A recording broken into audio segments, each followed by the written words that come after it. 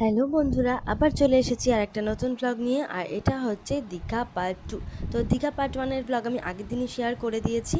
তো একসাথে এতগুলো ভিডিও শেয়ার করলে ভিডিওটা প্রচুর বড় হয়ে যাবে, তাই জন্য একটু অল্প অল্প করে পাটে পাটে ভাগ করে আপনাদের সাথে শেয়ার করছি। তো এখন দীঘা কতটাই পাল্টে গেছে। কত বছর আগে গেছিলাম তখন একরকম ছিল, আর এখন গেলাম এখন পুরো আলাদা। মানে এখন বিচ বলতেই পাথর আর পাথর, মানে পাথর ছাড়া এখন বালি দেখাই যায় না। আর এই দেখো সকাল সকাল একদম বাজারে চলে এসেছি। আর কালকে যেহেতু আমরা হোটেলে খেয়েছি, তো আমরা ঠিক করলাম যে এবার আমরা বাজার করে দেবো। আর ওখানে এরকম অনেকেই রান্না টান্না করে দেয়, তো সেখানেই রান্না করাবো। তো আমরা বাজারে চলে এসেছি, আর আজকে আমাদের প্ল্যানিং হচ্ছে চিংড়ি মাছ আর কাঁকড়া। তো এই জন্যই বাজারে চলে এসে দেখছি, আর কাঁকড়াগুলো দেখে কি ভালো লাগছে দেখো।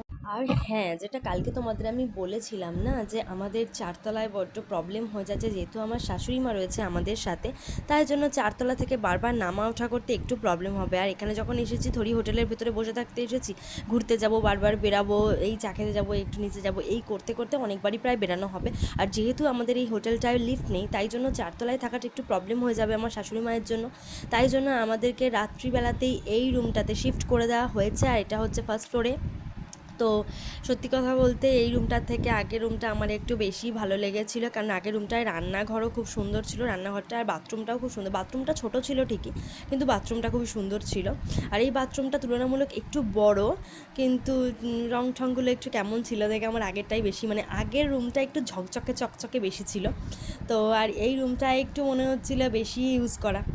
আর এই দেখো আমরা এসেছিলাম খাবার নিতে, আর এখন বাজে প্রায় দুপুর 2টো, 2টো না 1:30 নাগাদ হবে। তো এখন ভিড় দেখো।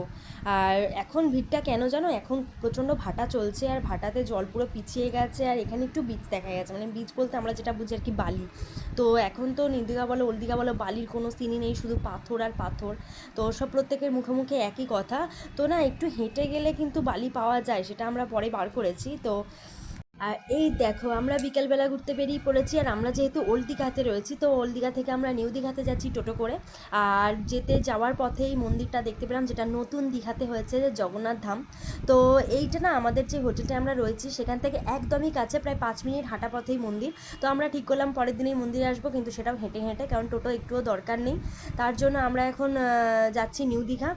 আর এই যে তিনজনে মিলে টোটোতে বসে রয়েছে, আর আমার যেটা আছে এটাকে এখনই সিটে বসাতে হবে, তাই জন্য উনিও সিটেই বসে রয়েছে। আর এই দেখো আমিও সেজে গুজে বরের পাশে বসে বসে টুকটুক করে ঘুরতে যাচ্ছি।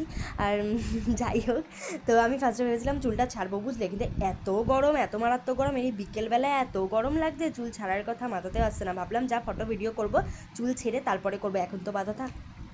আর এই দেখো আমরা নিউ দীঘাতে চলে এসেছি, আর নিউ দীঘাতে আসার পরে দেখলাম যে এই মার্কেটটা, মানে মার্কেটটা খুবই বড়, খুবই সুন্দর। আর সত্যি কথা বলতে এত বছর পরে এসেছি, তো সব কিছু একটু অন্যরকম লাগছে। আগের যখন এসেছিলাম ছোটোবেলা, ছোটো ছিলাম ঠিকই, কিন্তু পুরোটাই মনে রয়েছে। তার জন্য ভালো করে বুঝতে পারছি যে কতটা চেঞ্জ হয়েছে। আর দেখো যত বিচের দিকে এগাচ্ছি তত হাওয়া, উফ এই হাওয়াটা বড্ড চেনা হাওয়া, খুব ভালো লাগছে। তো আমরা এখন চাটা খাবো, তারপরেই বিচের দিকে যাবো। চাটা খাওয়ার হয়ে যাওয়ার পর বুঝলে তো, এত ভিড় সমুদ্রের সামনে দেখি আমরা লোক সামলাতে পারছি না। মানে দূরের থেকে বসে দেখার আনন্দ একরকম, আর এই সামনে এসে পা ভিজানোর আনন্দ একরকম।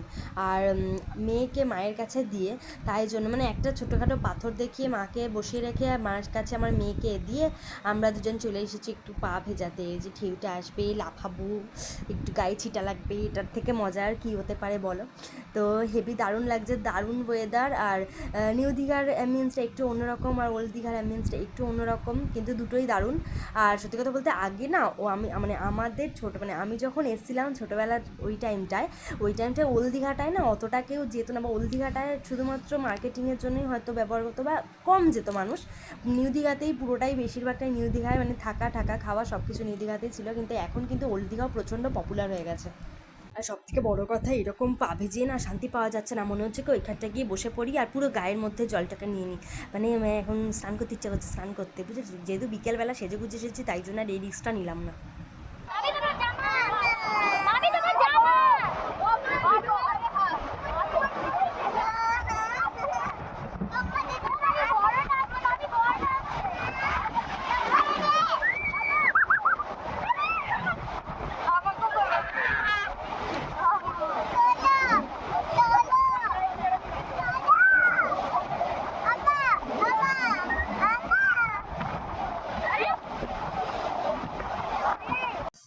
এই দেখো পাটা ধোয়া হয়ে গেছে, এখন এসে বসেছি পাথরের মধ্যে। তো একটু মনে হলো রিলস বানিয়ে নিই, কারণ দিনের আলো আস্তে আস্তে পড়তে শুরু করে দিয়েছে, তোমরা ভিডিওর কোয়ালিটি দেখেই বুঝতে পারছো একটু অন্ধকার অন্ধকার নামছে। তো আমিও একটু সেজে গুজে পোস্ট টোস্ট দিয়ে রিলস বানিয়ে নিলাম, একটু ফটো টটো তুলে নিলাম। এরপরে অন্ধকার হয়ে গেলে অন্যভাবে ঘুরতে হবে। ওইটা বাঙালিয়ানা আছে, বাঙালিয়ানা এখানে এই তো চলে যাও সেখানে নিয়ে নাও, না বলছি তোমাকে। তাহলে ফুরাবেন কেন? হ্যাঁ কি বললাম তোমাকে? আমার